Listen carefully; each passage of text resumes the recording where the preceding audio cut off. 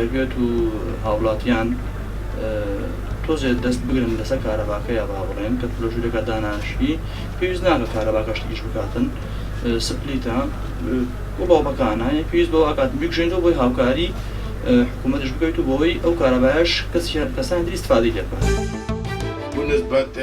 قضية كهرباء راستي تبيا ملتيش تعاون بك الحكومة يعني قناعته عالم تبيواتو بيت مثلا دي كابرو بيجي كهرباء عمو تبدي بيس سبليتو بيك والكتي او شاش سبليتو بيك والكتي يواش كهرباء صينيش بيت يا امريكاش بيت رو كردستان يرون كت لا ولا هم هاولاتاني كردستان دكم كهرباء وكو بيوست بكاري بهن بونو من لخوم ودس بيدكم لا كهرباء من لا خانكم هي يعني بيوستي غرفة كان من كهرباء بكاردهن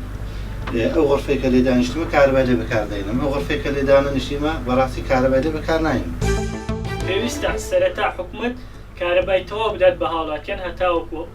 هاوڵاتیان بە دروستی بەکاری بینن. دەبێ هەردوو لە هاوکاری یەکتری بن هەتاوەکو سیستەمی کارەبا چاک بکەن لە هەرێمی کوردستان.